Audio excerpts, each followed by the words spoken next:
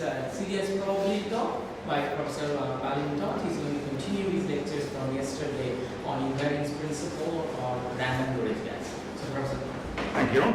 So, as we have new people in the audience, I will waste about 5 minutes just explaining what I'm doing, because yesterday I gave a sort of introduction of what I'm doing, and now I will just tell you what the point is.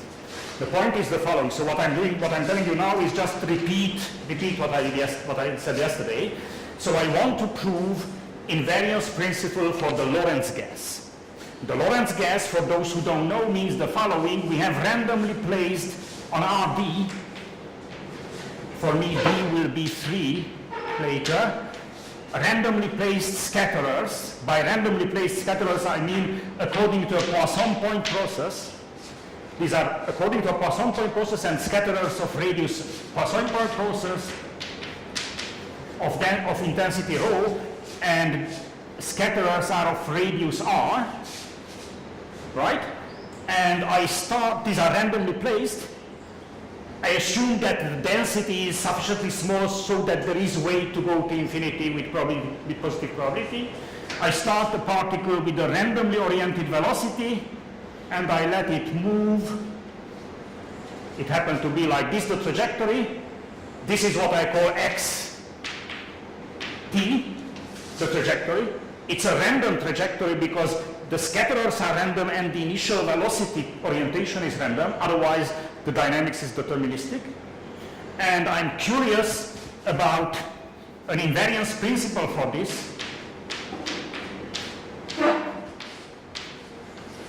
When capital T goes to infinity, right? And as I told you, let me put here indices rho and r, because these are the parameters of the problem. Now this is a terribly difficult problem, and I'm not able to do it, to prove an invariance principle, even a central limit theorem for this. This is a very, very difficult problem. But what I'm doing is the following. Take the Boltzmann-Grad limit,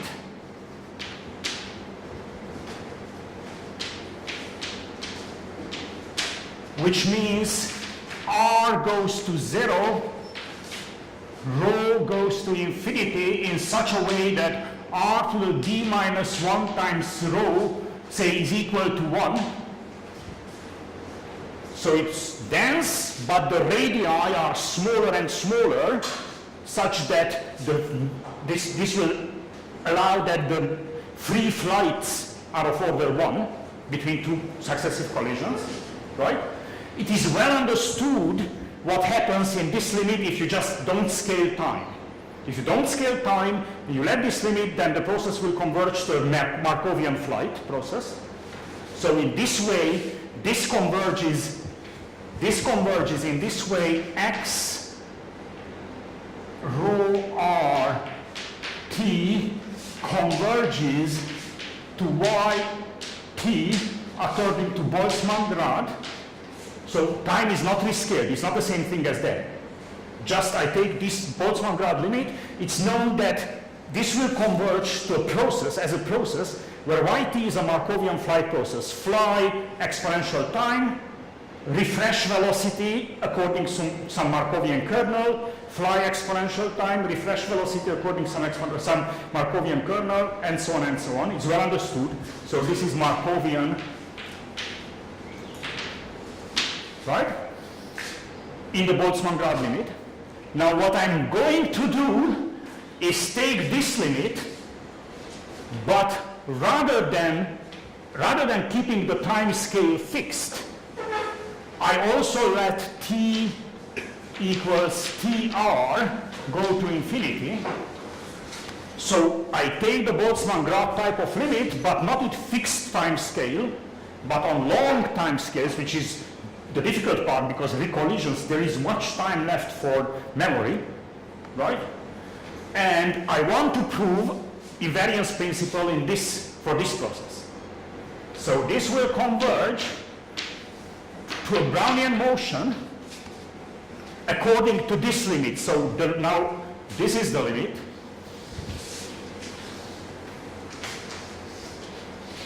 Right?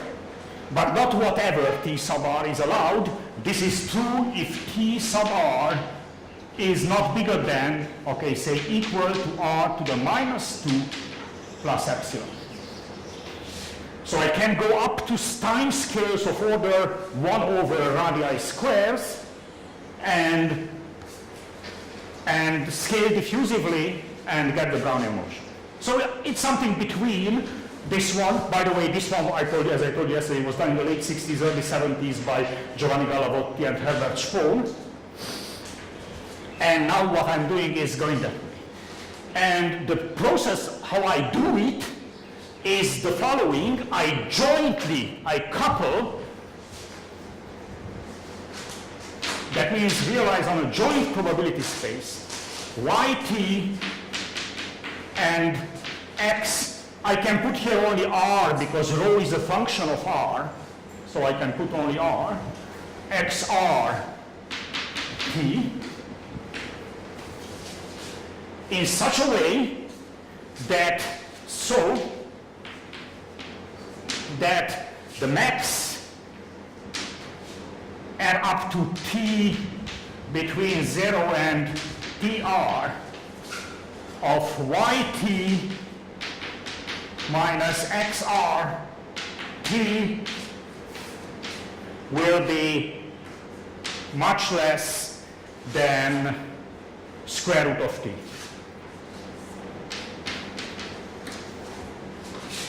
And if I couple them like that, then since for this process I know the invariance principle, I mean this scale diffusively, I know the invariance principle, if I can prove this thing, then I'm done with that. Yeah? And I gave some historical comments and the idea of the coupling and so on.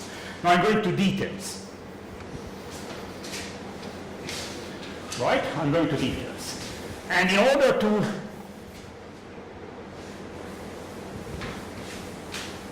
go into the details, I have to explain, okay, last time I described the coupling, but I didn't describe the consequences of the coupling, and that's what I'm going to do now.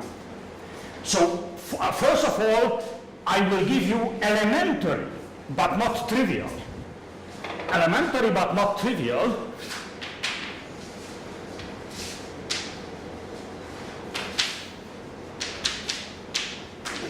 facts about the process y. The process y is a random walk, is a continuous time random walk. So you may say we know everything about them. Of course we know everything about them, but we have to know what we need. Right? We have to know what we need. And without proof I will state some things because these are indeed elementary things, but before doing that I need some definition. Some stopping times. I will define some stopping times. And instead of writing formulas, because it takes long time to write formulas, I will draw pictures. Good? Here I have the formulas, but I will draw the pictures because it tells more. I will define 4 stopping times. The first one will denote by sigma tilde and I put a star. The second one I denote by sigma tilde without a star. The third one I will denote by sigma hat star. And the fourth one I will denote by sigma hat, and I tell you all are defined simply in terms of this flight process. Right? The first one is the first virtual recollision time. So I have this flight process. Each single collision, as I told you last time, is caused by a virtual scatterer. I compute which scatterer would cause this break in the trajectory of y. When I use purple, it's always y. Right? And say it goes on, and this would be, say, here gets another collision, and it happens to recollide. Happens to probability 0? No, because this is of radius r. This is a scatterer. It didn't come back exactly to that point. Remember, I defined these virtual scatterers, which in principle would have caused that break in the line. right? It happens with small probability because this is a very, very small scatterer, the whole of radius r, but it will happen in finite time, right? It will happen in finite time. In 2 dimensions. Sorry? In 2 dimensions. Also in 3 dimensions it will happen, okay, in 3, give me a second, in 3 dimensions it happens with positive probability. Yeah. And unfortunately I didn't leave space for this. See, it may happen like this, that it goes away, does something and comes back, but a special case is the following, this one. So there are the virtual scatterers here, and it happens that this is such a sharp scattering that it comes back directly, right? So this is what I will call like, I tell you in advance that this will happen, this picture is misleading because this will happen in very short distances. It will happen if, this is an exponential flight time, but it may happen in long term that very short time after you have a next kick. And then with positive probability you get a kick which takes you back. If this is within the range R, if a scattering happens within the range R, then with positive probability you just come back. So certainly it's clear that sigma tilde star is less than or equal to sigma tilde. Because here I don't make any constraint, and here I make a constraint that it's directly happening. A main point will be that actually with huge probability they are equal, with very huge probability, which we'll see, the first recollision is a direct recollision, and not a recollision after a longer wandering. That will be a theorem, a lemma or something. Yes? This one is a bit more difficult. Let me, because time is short, let me not give you just in plain words and not with picture. Or maybe I give it picture, but I will not. Okay, no, I give it with. What else can go wrong? It can go wrong, the following can go wrong, that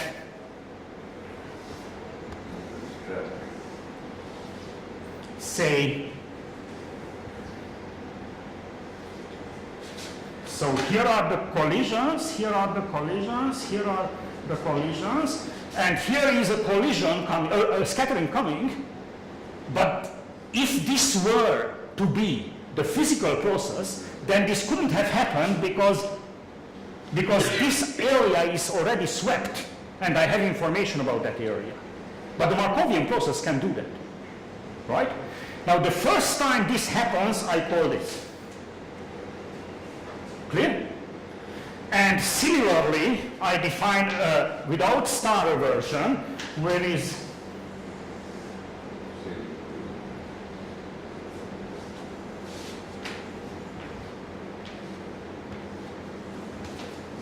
right?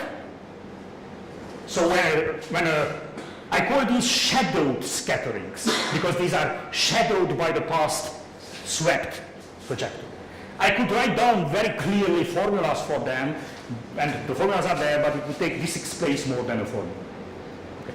These are my stopping times, and I define a last stopping time for the moment. I call it theta.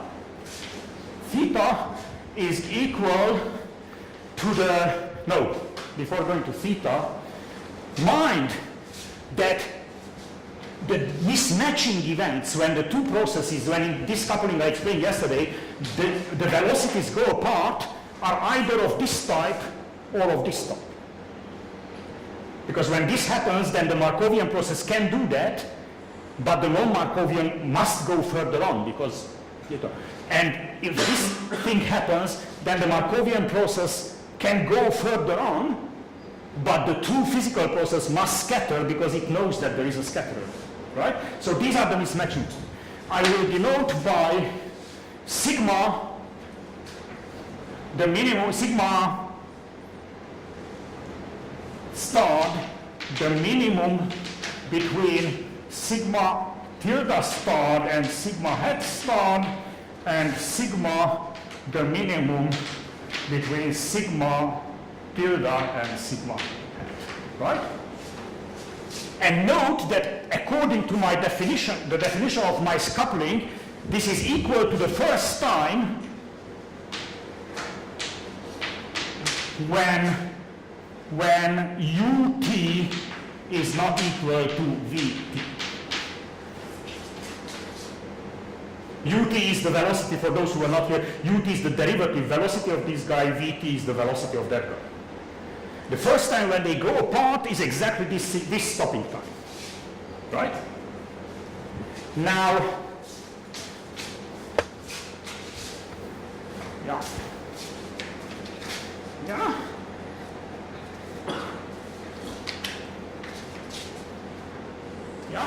And now I start speaking. These are, I have to, in order to control the coupling, I have to control how late these things happen, right?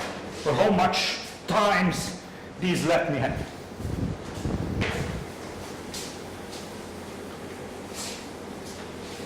Right? Here are two propositions which I said are elementary about why any second year student or third year student who have learned random walks and characteristic functions, Fourier transforms can do it, but you have to understand what you need. Two propositions which I will use all the time. Mind that these propositions are about random walk, are about simple introductory probability. It's hitting spheres.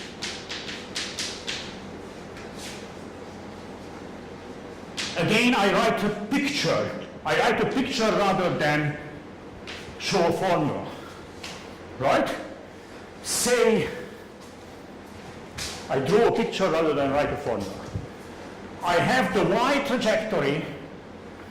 I have, so this is the origin.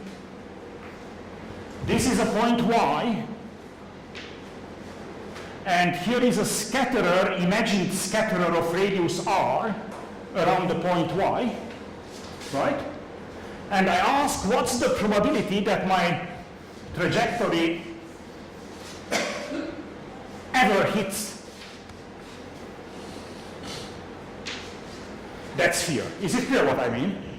What is the probability that ever in life a trajectory starting from there will hit a sphere of radius r placed at distance y from the origin? Elementary computation, I leave it for the students to do an elementary computation. This is less than equal to a constant which depends only on dimension and nothing more. We are in dimension 3 and more.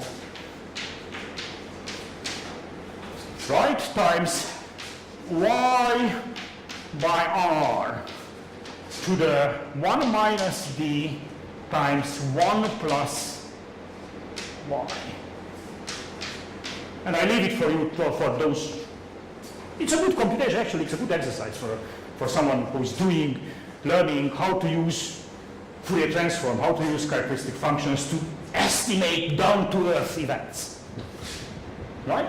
Mind, this means that if you go far away, if this is far away, then this probability will decay as you see, like, you see how, like, y to the 1 over distance to down d minus 2. And if you are close to it, then you lose a 1. So it's different order, close and far. It's not surprising. It's not surprising. And mind, I speak about the continuous time. I didn't speak about the discrete random walk landing there. That's why there is some difference in the power of R. A second proposition, slightly more sophisticated than this one, still within the realm of introductory probability theory, is the following. Probability that here I have a scatterer, I start my trajectory, I do and come back after 1, 2, k or more. So that I come back, I recollide a scatterer with my Markovian process after at least k collision events. This probability is bounded above, again, by, okay, I have some constants, c sub k, depending on that k times r to the k, if k is between 1 and d minus 2, c sub k times r to the d minus 1 log r, if k is d minus 1, and ck times r to the d, if k is larger than or equal to d. So mind that coming back, recolliding after one collision, so coming back directly, like here, the probabilities of order r, let's go to 3 dimensions. If k is equal to 1 is the only k in this interval, is of order r, coming back after 2 or more collisions is of order r squared log r or r squared. Right? These are elementary things. And using... These are all for the y process. This is about the y. When you see the purple is the y. No, this is probability what I'm doing. It's not dynamical systems. So the dynamical systems is difficult. Probability is easy, between quotes, for me. So I want to conclude the dynamics conclusion from probabilistic arguments. That's the point. Right? Good. So these are my elementary ingredients. And now I state some lemmas. The proofs of these propositions is not very short, by the way, but as I told you, it could be a nice homework exercise series of homework exercises for a student who has just done Fourier transform. Good. And now some lemmas. Lemma 1.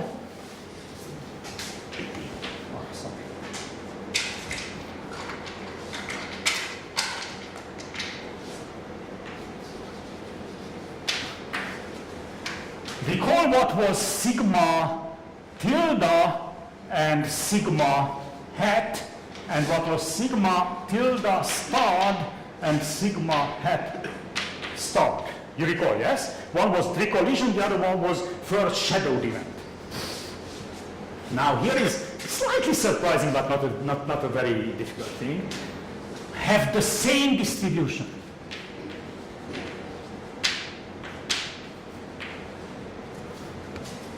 Are distributed equally. They are defined in different way, and if you think about it by inverting time, you can get it. The y process, if you reverse velocities, is reversible. Has the same. The reverse y process has the same distribution as the forward y process. That's an easy thing. And a shadowed collision in the direct trajectory will turn into a recollision at fixed time interval, and take the forward trajectory and the backward trajectory, which was a shadowed collision in forward, will become a recollision in the backward, and vice versa.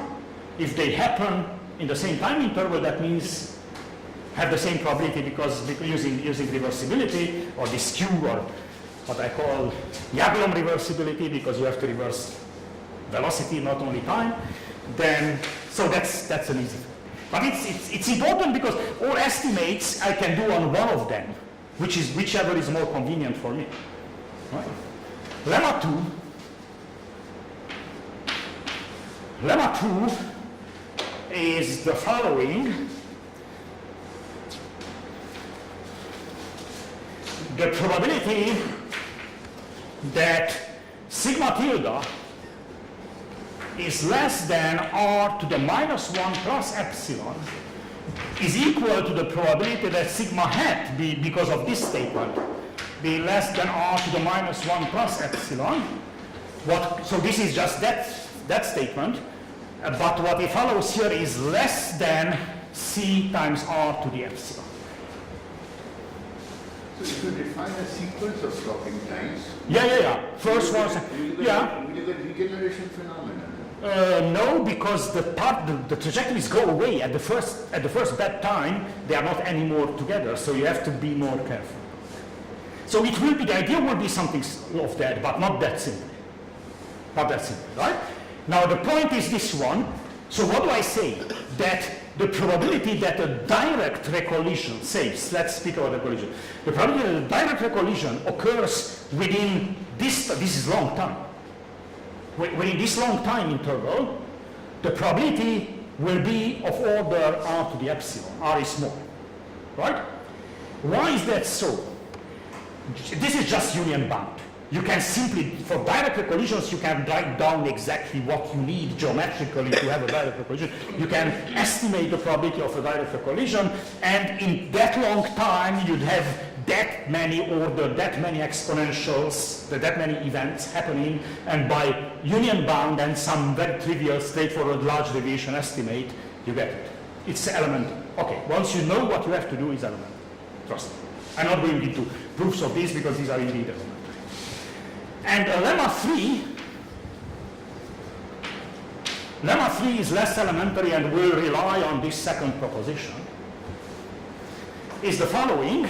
Okay, by the way, let me put here in lemma 1, 2 that from here it follows that probability of sigma be less than r to the minus 1 plus epsilon is also less than twice that c times r to the epsilon. Sigma is the minimum of the two. Yeah, of course, if you have for both, then by union bound you have this is constant. Lemma 3 is the following. The probability that, say, sigma tilde starred occurs strictly before sigma tilde, what does it mean? This was the probability, that was the first recollision, no matter how many complicated things happened in between. And that was the first direct recollision. A priori, by definition, you have a less than or equal to here. Strict less means that the first recollision occurs before the first direct. The first recollision is a complicated thing, not a simple direct, right? Now I claim that this probability is of order c times r to the r1 minus. Okay, you must understand it in such a way. Give me any positive epsilon, I can find a c depending on the positive epsilon such that this is. Now this is tricky, and this relies on this picture. This relies on the fact that coming back after two collision events is much smaller probability than coming back directly. Small. Right? Again, I don't write down the proof. In all these proofs, elementary things are used, plus a little bit of large deviation, but not in the sense of Kramer or just estimating exponentially some events. Right? Now, I claim now, before going further, that we are done with the naive result.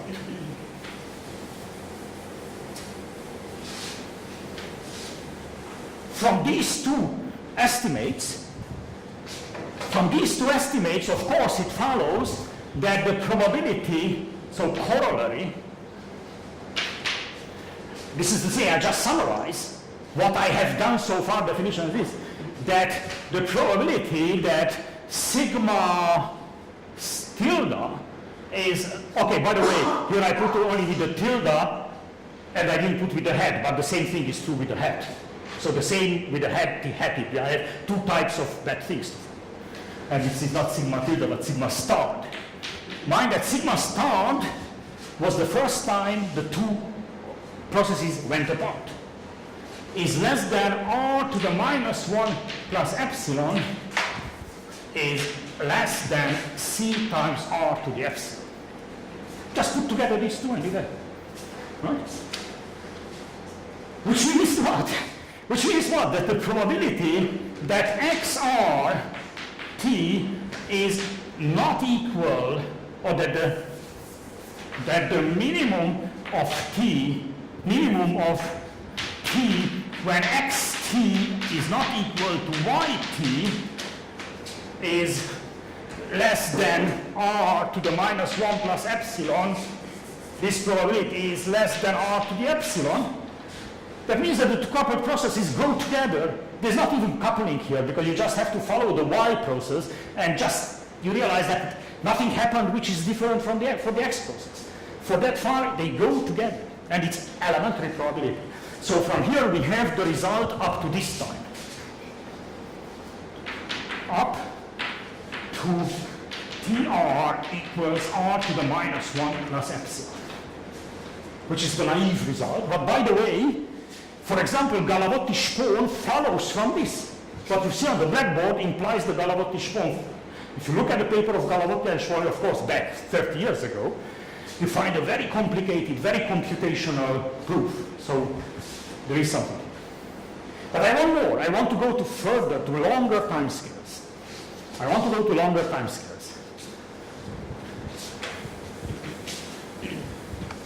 So their proof is not coupling, it's not a coupling.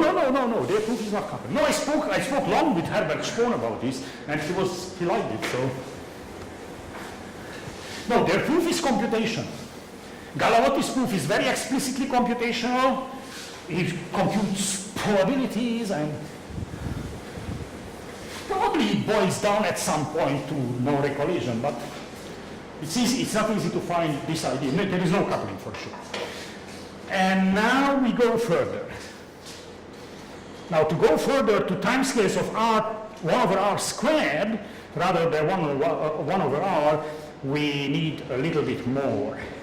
We need a little bit more. I give you one more lemma which is in this spirit because it's simple. No big ideas behind what was done so far is needed, but we'll use later, but let me give it here because logically it's here. Lemma 4 is the following, that the expected value of the stopping time sigma tilde is equal to expected value of the stopping time sigma, because they are of the same, they are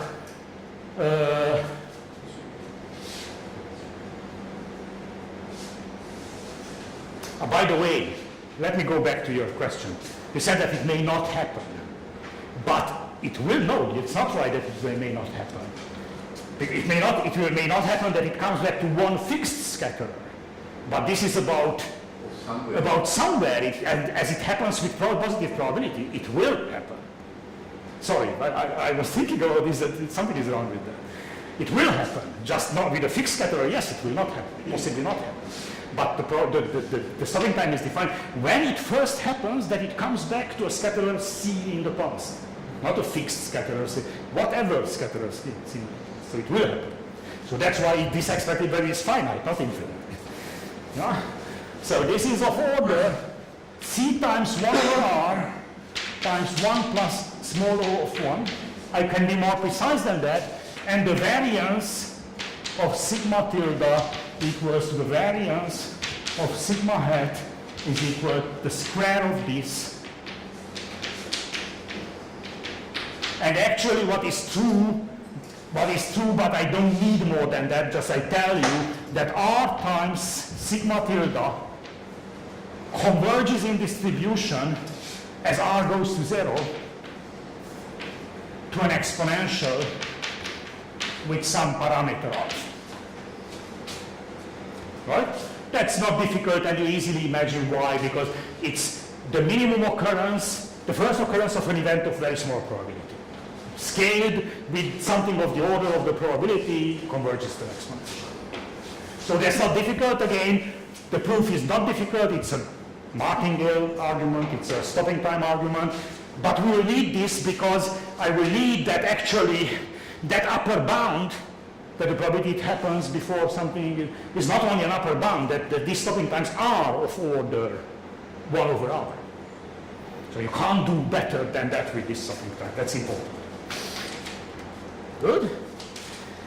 And now I go to the further, to the non-naive result. So far it was the naive type of result.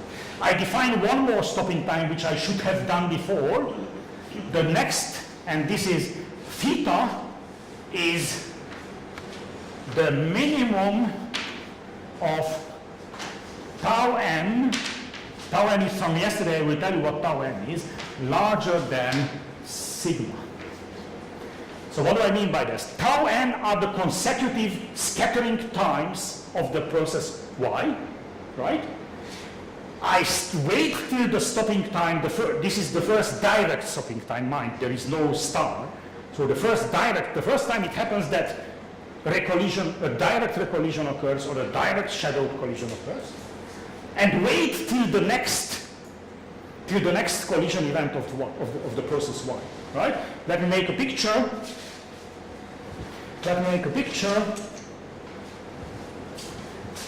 Blue is x, purple is y, right? Blue is x, purple is y.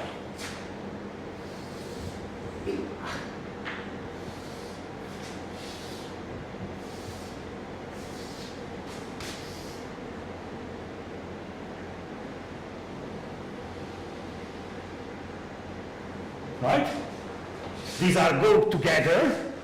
This was a sharp, it doesn't come back on the same, but sharply comes back. This would be a recollision, a direct recollision, right?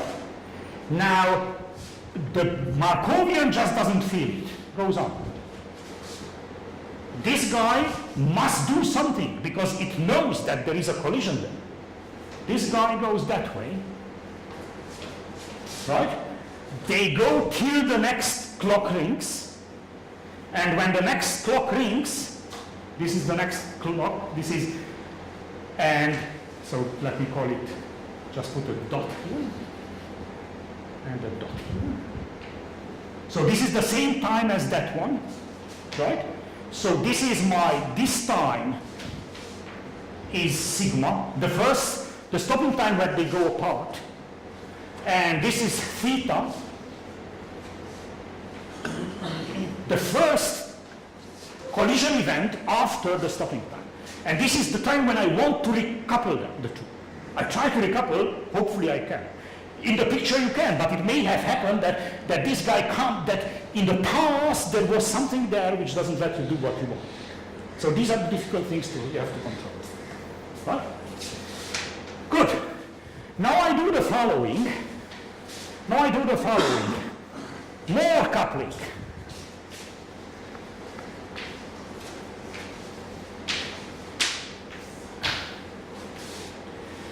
I define pairs of processes yt.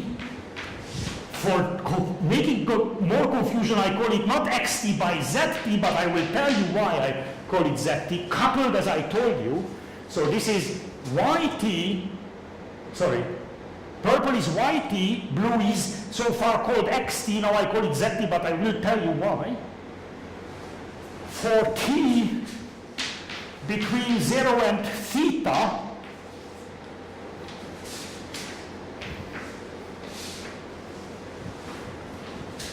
it's defined. I just constructed. Why do I call it zt? It's a subtle point. Because I stopped them. This is the first direct bad event. It could have happened. It could have happened that before this event occurred, some complicated bad event occurred before that. I proved it that it's of very small probability. It's a probability of order 1 over r. It's of probability of order r to the 1 minus epsilon. Remember that sigma starred was before. But in principle it could have happened. And in this construction I don't take that into account. So with huge probability, this z is the same as x, but with a tiny little probability it could happen that this is not. So actually I have a triple coupling. I have, because all are constructed on this probability space, I have three processes, y which is the Markovian, the zt which runs with the Markovian till the first direct bad event, and xt the true physical. And with huge probability these two are the same, with tiny little probability these are not the same. Right? But I stick to these ones now. Right? So mind that due to lemma 3 with probability that x is not equal to z is of order r, which is small, r to the 1 minus epsilon. which is small, but it can happen. Good. So I have these processes. Forget about the x now, keep only the z. And I take infinitely many copies, independent copies of this. I take independent copies of these processes. Mind that the end time is random. These are processes running up to a long random time. Theta is of order 1 over r, but random. And so we call it y, right? And concatenate them.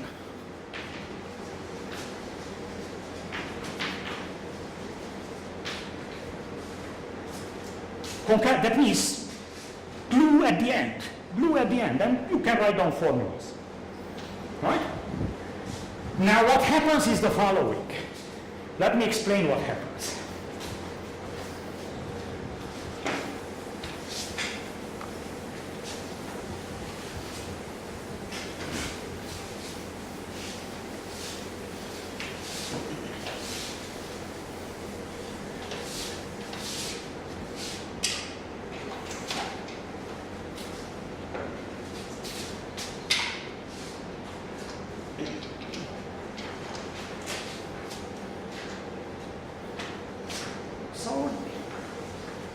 This is the first one, but here at the end something happened, they went apart. Right? Now I take the second one. Now this will be more difficult to draw. I have to draw them parallel. Oh, these are supposed to go parallel, right? But further away then, this was zero distance. And at the end, they did something different. Right? Now, again, they go parallel, and at the end, they do something different, and so on. So this is the first one, but I don't use the same color here. This is the first one, this is the second one, till then, this is the third one, till then, and so on. Right? What can go wrong? So my goal is the following. Okay, again, I want to do dynamics from probability. What you see here is probability. Are random walks, coupled random walks. There is a slight difference at the end, but these are coupled random walks. But I want the process x. So mind that this is the pink, or this is y, and the blue is not x but z. Right? Now, I wanted z equals y till about t equals r to the minus 2 plus epsilon. The length of one of these is, time length is r to the minus 1. So I have r to the minus 1 of these guys glued together, and I want to control whether, not y, x, sorry. I want to control whether x and z are the same. Of course, here, x and y, z and y went apart, but they didn't go very far apart, right? But I want to control this. What can go wrong?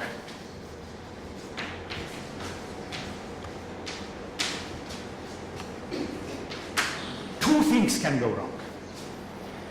One is a simple, easy, by now, that some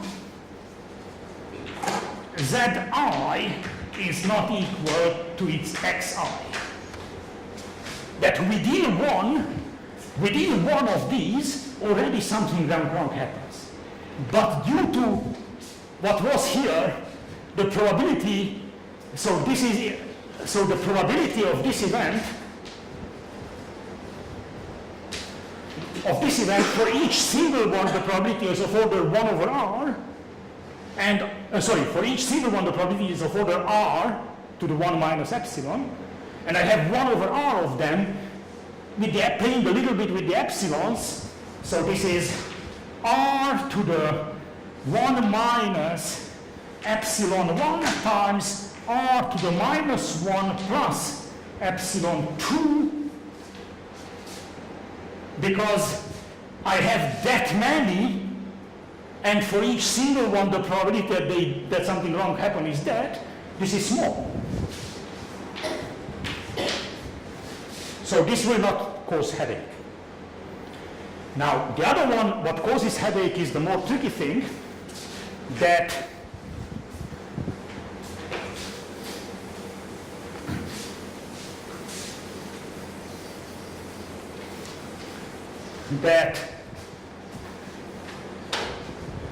a later one, this blue trajectory somehow overlaps with an earlier part of the blue trajectory. Right? If this blue trajectory, for example, okay, I draw a picture of what can go wrong.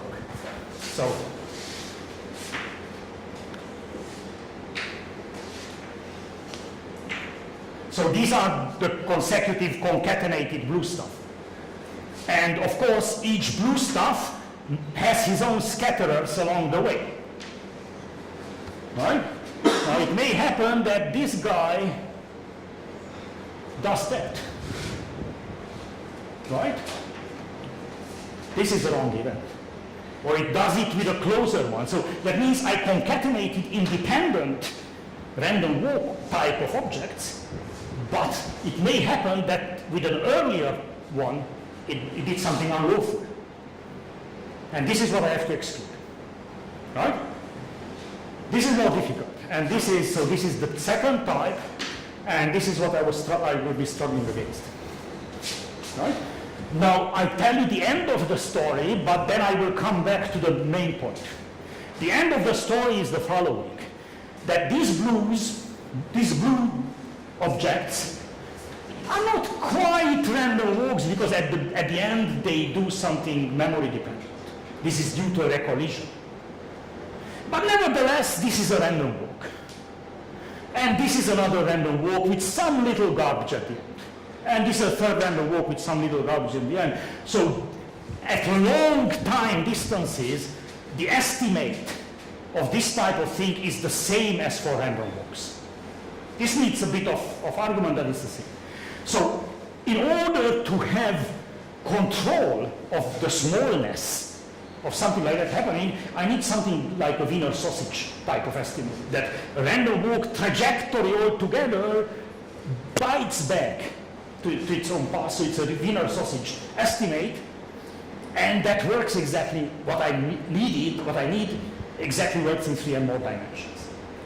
But there are some fine points, and that's what I want. One fine point I want to emphasize, I want to magnify now. I don't have time to go through all details, but I want to emphasize one fine point, which is a very beautiful, and indeed dynamics is there. So I don't want to cheat to make the feeling that dynamics, that I can get rid of dynamics altogether. No, there is dynamics. And now I will just magnify a part of the proof.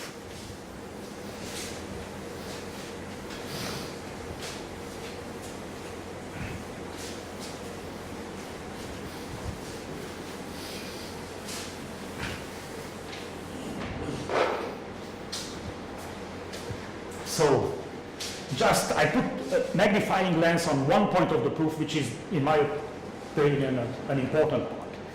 Namely, what happens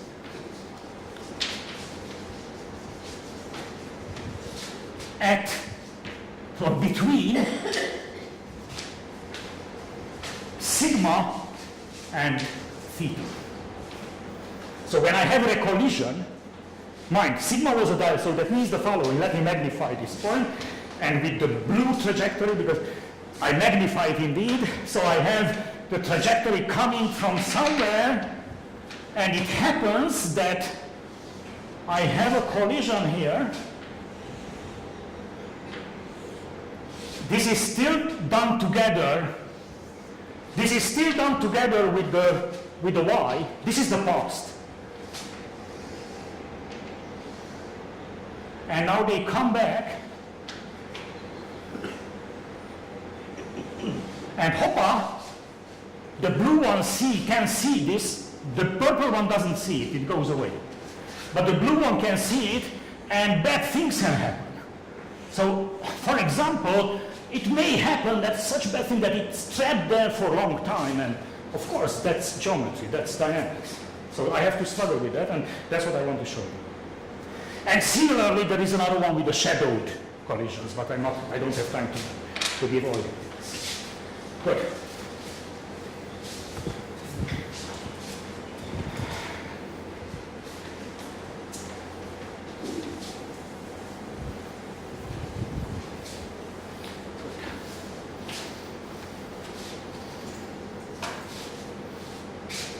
I need another part of my, you see here are dynamics.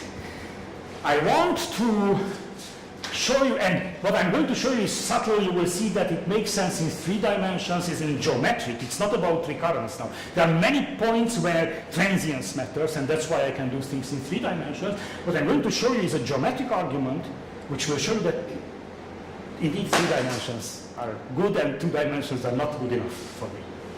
Good. So I define a space, double collisions. A space for double collisions. Double collision means 2 successive collisions. So, and my parametrization is the following.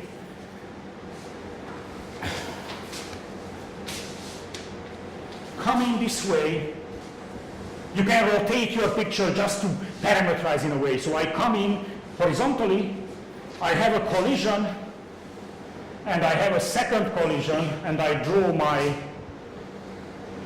colliders there,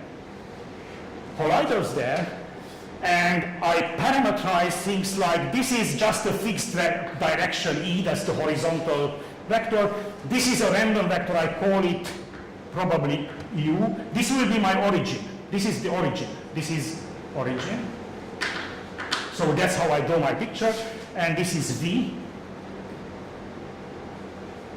And this distance is x.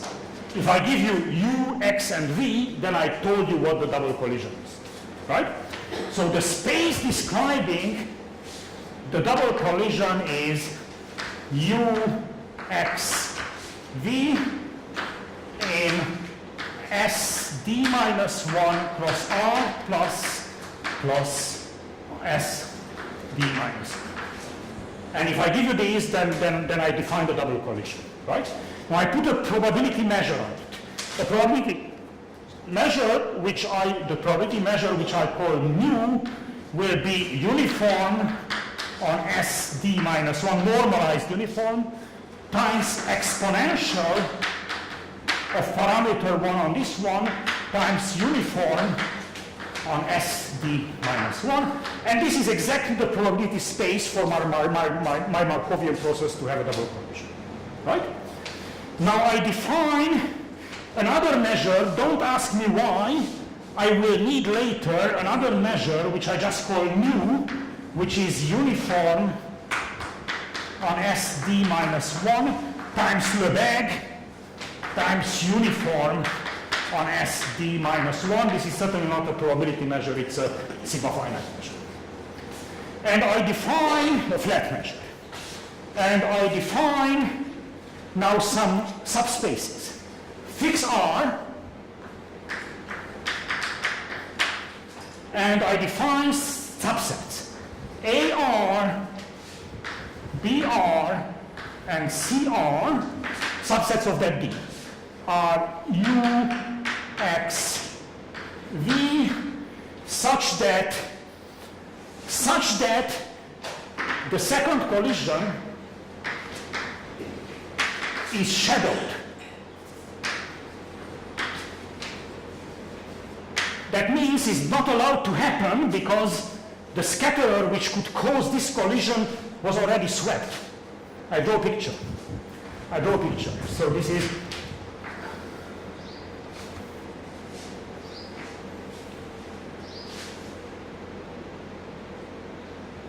for example, this one This would be caused by a collider like that.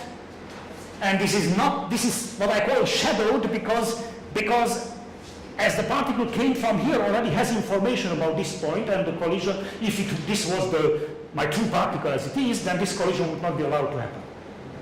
Right? So this is a subset of D.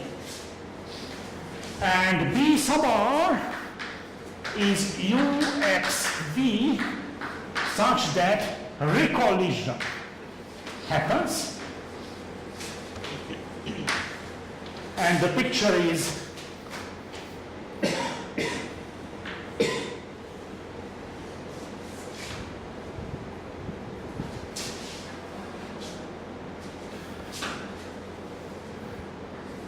you imagine, so these are just subcases of this picture, right? And again, there is a formula here written down, you can geometrically define this subset. And C sub r will be B sub r minus A sub r. So that means recollision happens but not shadowed.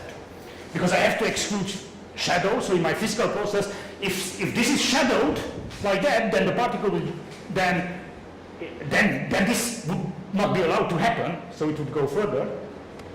So recollisions make sense physically only if that's not there.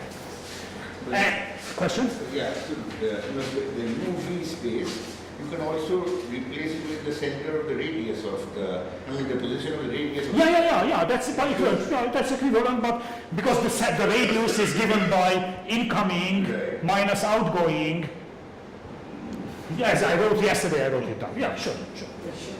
Yeah. Is that related to sigma, tilde, and sigma? It's related in the sense that I want to understand what happens at sigma tilde. So this is exactly one of these. This happens at sigma tilde, and this happens at sigma hat.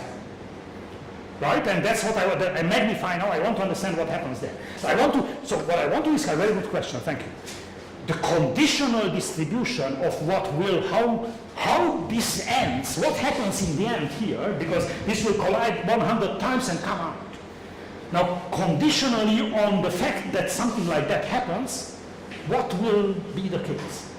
So I want to describe a conditional event. These are events of very, very small probabilities in the limit of zero probabilities. But I want, because R is small, but I want to understand condition, because I waited till that stopping time. It happened very late because it's a very unlikely event to happen, but it happens eventually. Now I want to understand, if it happens, then what happens? Clear? Good. So these are my subsets of D. And here comes something which for me was once you understand, it's not a big deal, but it's a very interesting thing in my opinion.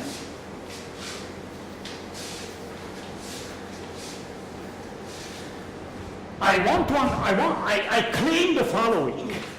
The flat measure, Lebesgue, mind, mu of AR, mind, by the way, I raised, but what I called not mu, but mu, was exactly the probability distribution of these events.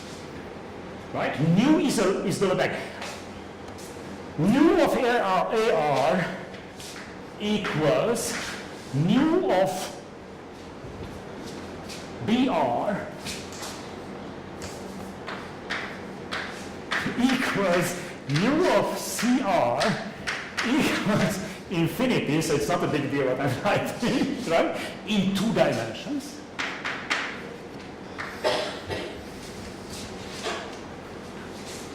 And mu of AR, mu of BR, mu of CR are finite in dimension greater than 3. And I explain you why. I explain you, for example, on this one is easiest to understand. Let me draw the picture. So this space, this is in 3 dimensions. This is a two-dimensional object This is a two-dimensional object, this is a one-dimensional, so this is 5 dimensions, I don't have a chance to draw it down. But I will draw it pretending that as if this was one-dimensional. So I think about the following space that I have U, V, X, right? And I take a section of this one, so this is 0, a section of this space at level X. I draw a section of this, so this is U, V at level X. Good? Now in order to have something like that, to have a collision, this guy must come back in a solid angle to catch. This is a ball of radius r. So if this guy is far away, then the solid angle should be of area 1 over x squared. So in 3 dimensions, so what we have here is the following, that u minus v, so we have this v equals minus u. So that would be exactly coming back on the same line. And what's allowed is an area, it's not, but an area around this whose width, whose cross here, section here is in 2 dimensions of area 1 over x, but in 3 of 1 over x squared. So this area altogether is r squared by x squared, order of r squared by x squared. It's a very important, which is integrable, of course, needless to say. So it's very important that in 3 and more dimensions, let's stick to 3 dimensions, these objects make sense. I will need it in a scaling. Good. Now,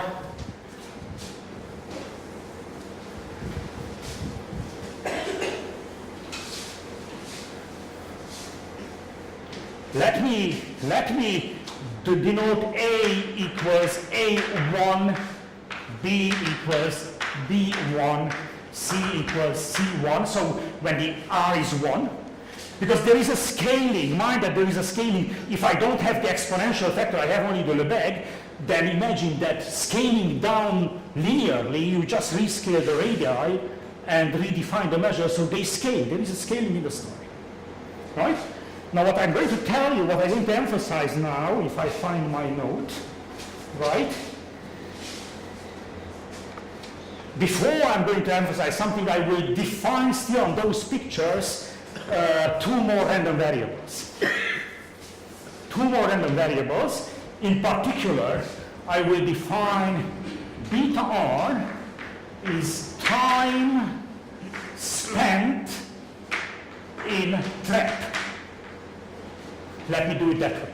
So the total time spent between, in this figure, or the figure I raised from there, between the first and the last collision within this picture, right? And WR is escape velocity. WR is escape velocity. To define, in the shadowed case, this is WR. In the true, when you have plenty of recollisions, then this is WR. What the physical particle does, right? These are well-defined objects on that probability space with the exponential, where it is truly probability space. Now, I think I will be able to summarize everything. Yes. So mind that these are,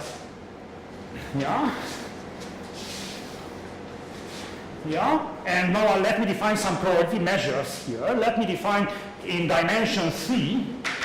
In 2 dimensions, this doesn't make sense because I have to divide with the infinities. And in 3 dimensions, I will define mu A is mu conditional on A. That means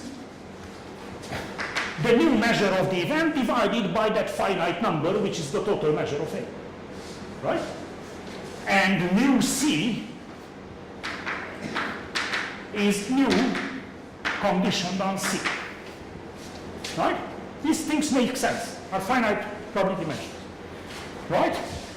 And before stating my sort of limit theorem, I will define a scaling. I define a scaling map, which I should have done earlier, but I do it now. Give me a second, because I don't find it on my notes, but yes. I define a scaling, which I call SR, which maps D to D. D was the whole double scattering space, which is defined as SR of UXV is equal to U R times X V. Right? That's just the scaling of the picture. Right? And mind that AR, BR, CR is equal to SR, A, B, C. So the sets themselves are just the images under the scaling. And now I'm about ready to tell you the proposition. And this is the important proposition why I did all this. Take the conditional, when I say mu, that's the probability measure of double collision. The probability measure conditioned on AR, I will erase what's there because I need space. The AR is the shadowed collision. And AR and CR are the important events for me.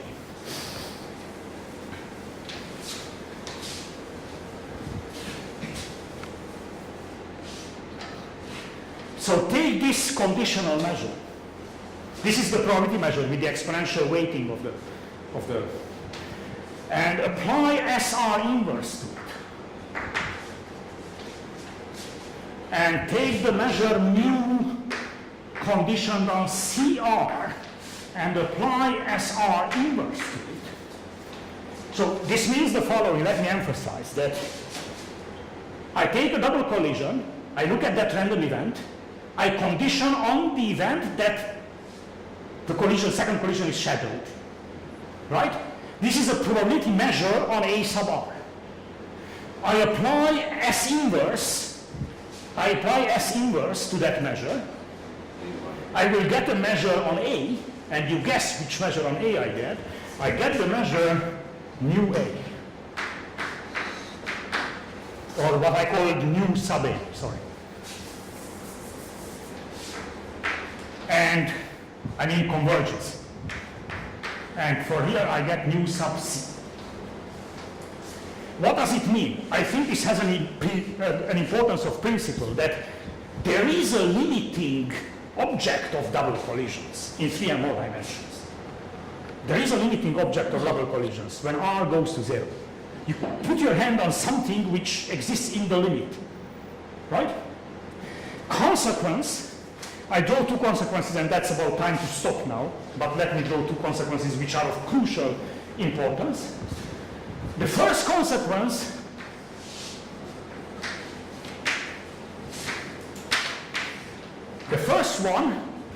is that, remember what was beta R? Beta R was the time spent in the trap. From here it follows that the time spent in the trap is of order R. So R inverse beta R converges in distribution to beta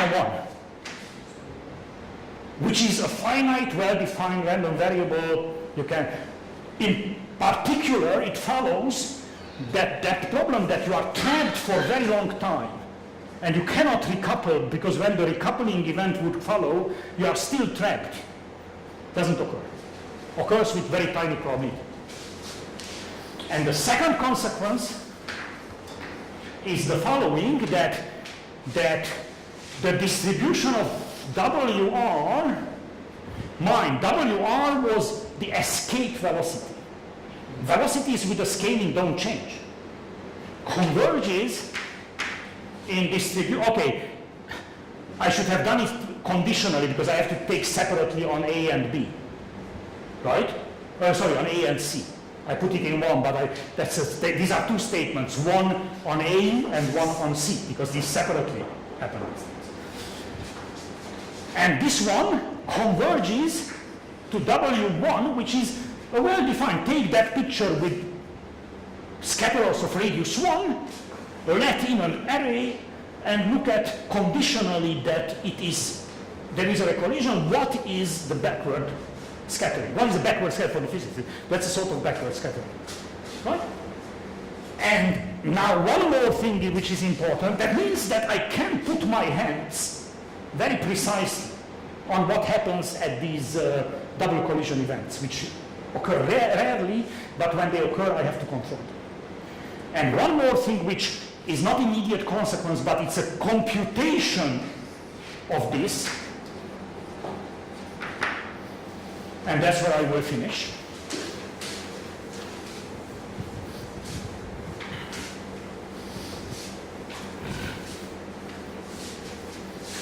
You'll have one moment and everything for later use. Say it again? The beta 1 and W1 will have one moments and everything for use later.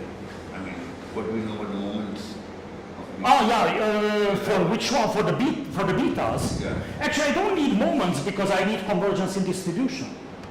I need the fact that I put together R to the -1 objects like this. I have to say that in none of them will this beta be longer than, this time longer than R to the 1 minus epsilon.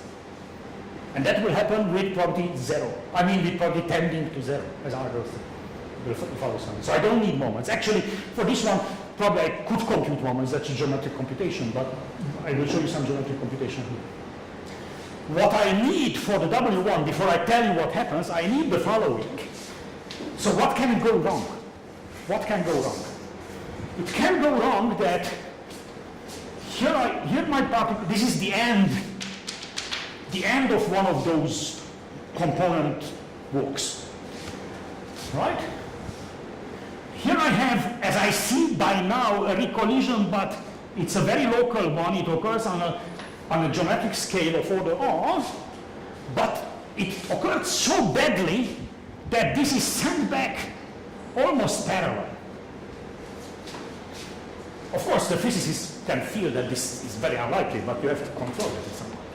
Because if this happens with reasonably high probability, then you will have a third collision. This guy comes from here, where a collision occurred. Then I'm lost, because then I have very complicated collision events could happen. So I have to control that in these double collision events, the WR is not very close to negative incoming. Yeah? And that's a geometric computation, that probability that, say, the angle or sine, say, sine of the angle between incoming and out and escape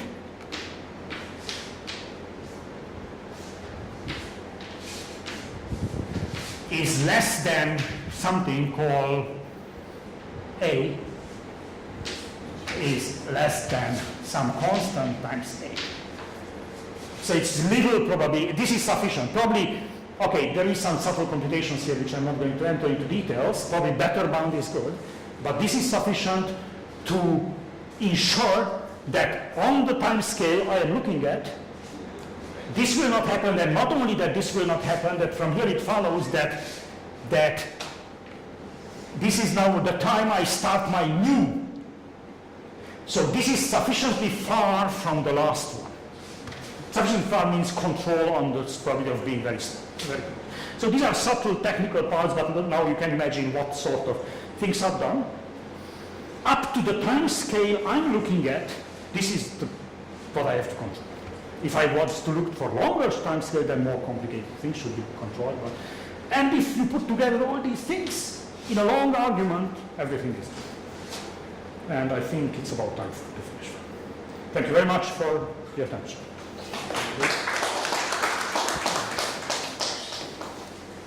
So, questions?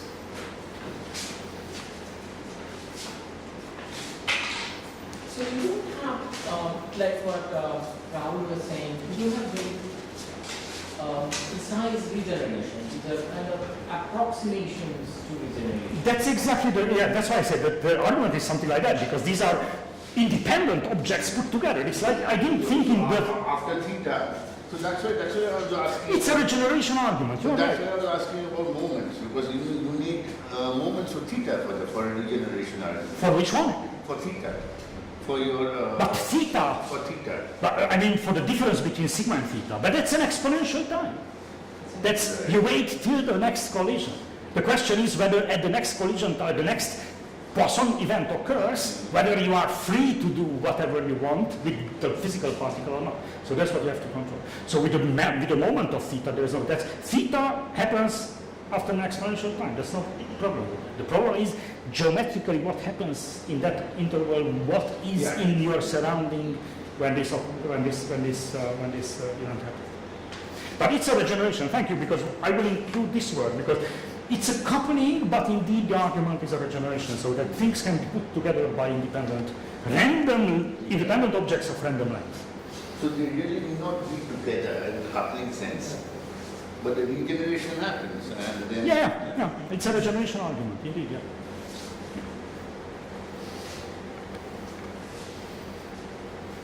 Any other questions? Too scary. Let us thank Bálint for both the talk. Thank you very much. I just want to announce that he's around today and tomorrow. And then he's going to Bangalore, where he's going to give a talk on a different topic. And I think I do have When is it coming back to India?